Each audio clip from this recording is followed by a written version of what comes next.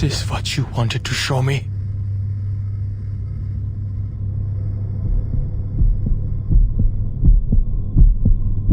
To watch her utter a curse that's always brought death, only to die in vain? And you just let it happen?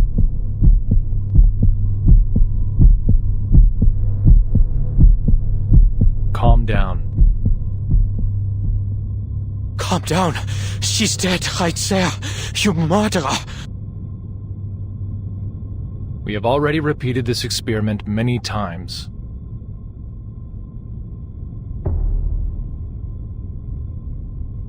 Many times? What? You've sent people to their deaths over and over again?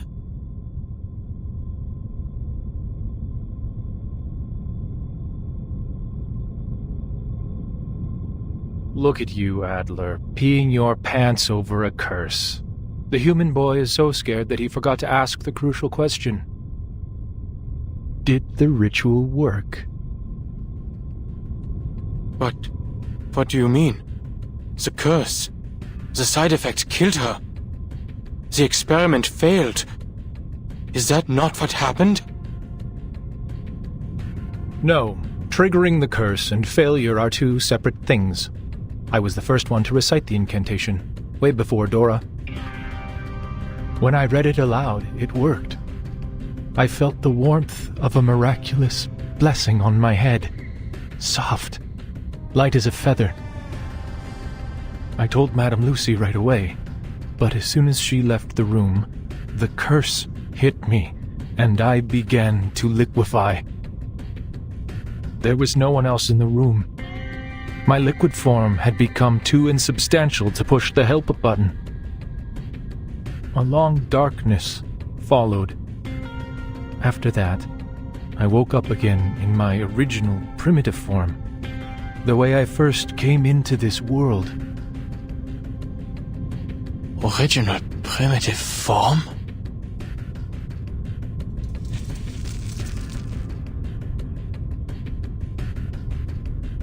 Unlike humans, the awakened have neither flesh nor nerves. We are pieces of consciousness, echoes of a primordial melody that just happen to reside in material objects by chance. With a mind and a body combined, we could talk, learn, think like you do, and perform the experiment and endure the side effects. And this curse, for some reason, cannot affect the primal consciousness that caused our awakening in the first place.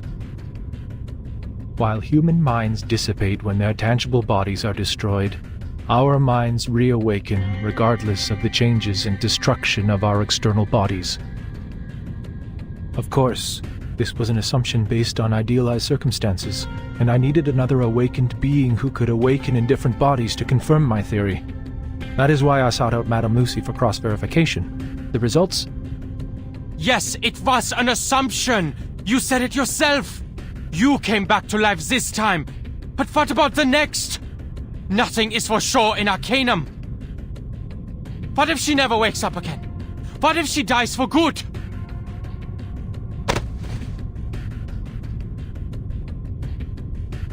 We know what we are doing, human. Stay out of this. Only the awakened can carry out the experiment. So we must proceed. This has nothing to do with race.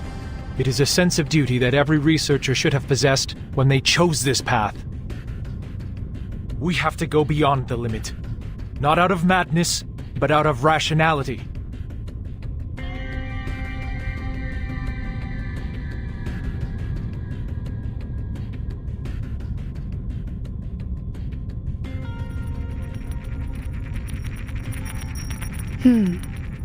We seem to have replicated effect number 2. And 117 of the Coleman Lab's protective rituals were proven ineffective. Write it down, Simone. This is the 4th time we have seen it. Also, number 45 and 69 are related to it. We need to speed up. This is too slow.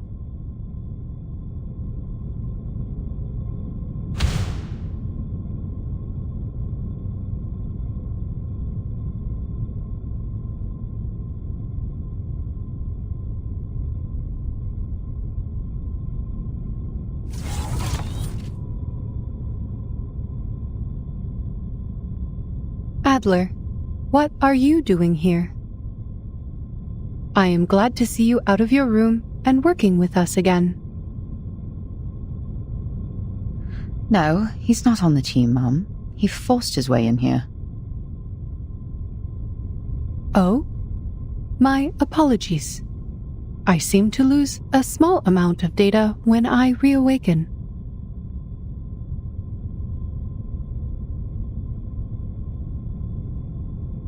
Still, I am glad that you are showing initiative, Adler. Were we supposed to talk? No. We have nothing more to discuss, ma'am. Ulrich has filled me in on everything. But I still worry whether the experiment's risks were properly assessed. Assessments will only be assessments. Much is beyond measure when it comes to Arcanum. Perhaps faith plays a more important role here.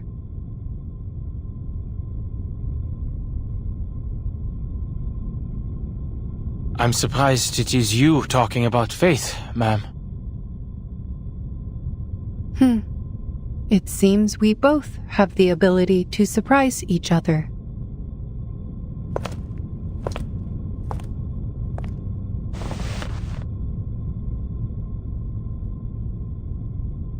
You are right.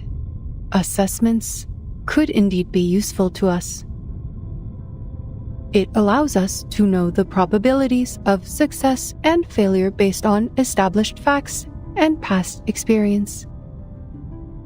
But when we find ourselves in uncharted darkness, with no information or past experience to guide us, how are assessments going to help us?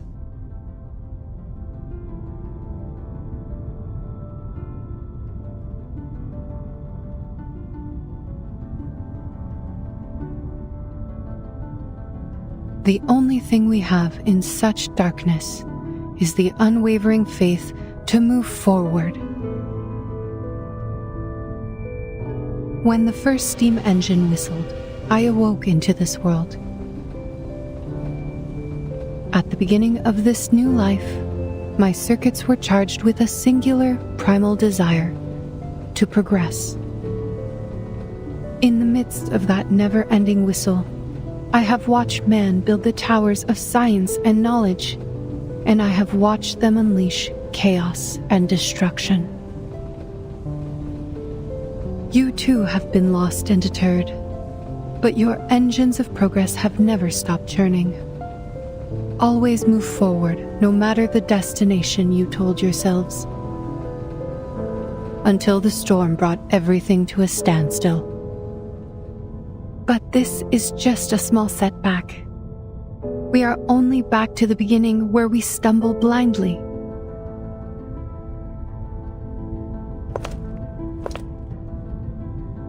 And this time, I happen to have a cane.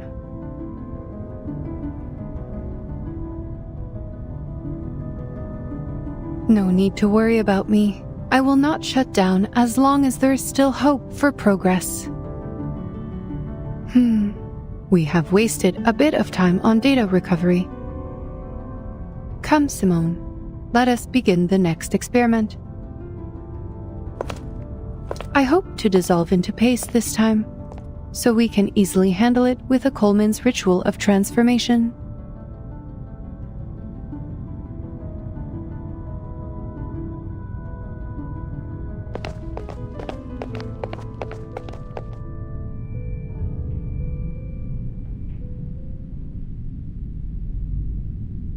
Seen enough? We know what we are doing, and you are of no help here. It's been the same old story in this place for the past 8 years. When your faith crumbled during the storm, it was us who took over the place and cleaned up after you. It was us who got things back up and running, put coals in the hearth, and blazed a trail when everyone was lost in the dark. I know you may not understand the intricacies of the Arcanum, but please, show some basic respect for our efforts. Will you do the experiments yourself, Ulrich? Of course. I am not some emotional, unhelpful little punk.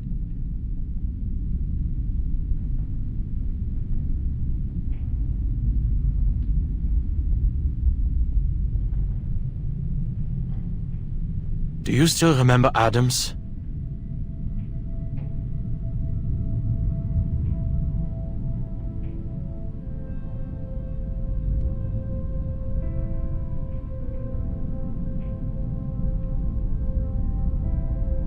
Adams, Roman, Adolf, Sylvia, Albert, Louise, those who were taken from us by the rain.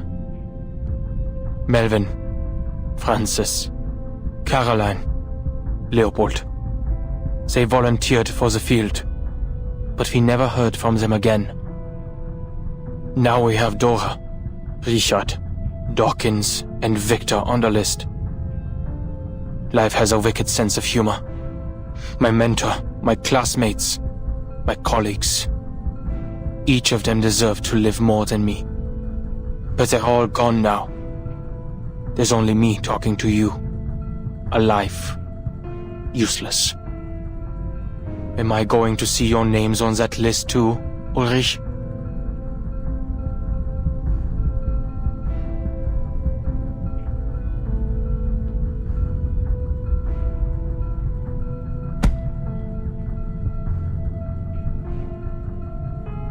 Spare me the feelings, human. Though I will take back my sarcastic jabs at you, it is not something a leader should do. Madame Lucy talked to me about the importance of teamwork.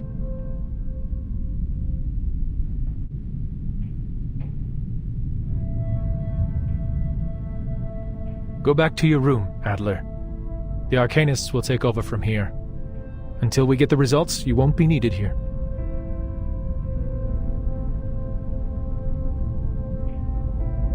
I will say this, Ulrich. If you survive the experiments,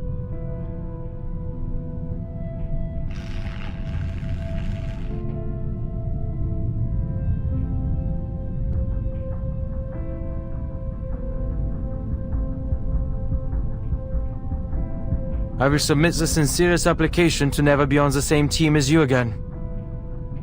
So neither of us will have to worry about teamwork. How's that sound? Haha.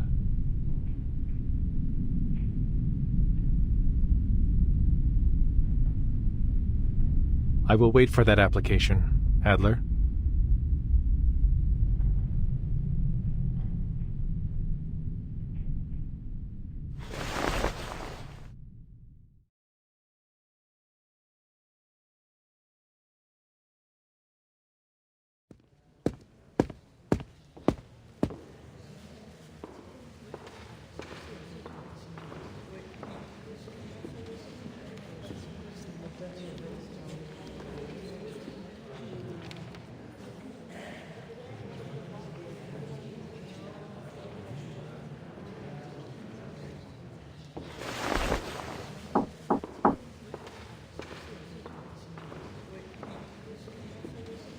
Who's there? Adler Hoffman from the cryptography team. Is Medicine Pocket in? I heard that they wrote a paper on the linear correlation between the purity of an Arcanist bloodline and their power. Can I get some more details on the research?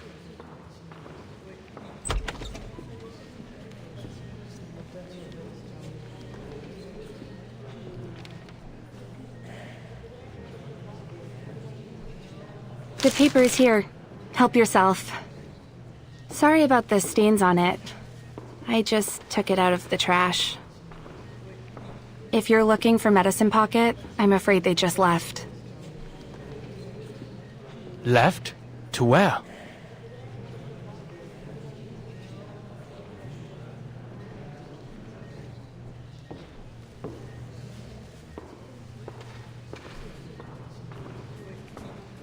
They left the building? Hasn't the countdown already begun? Yes, and by regulations we are not to leave. But, they said their new theory had to be verified in the storm.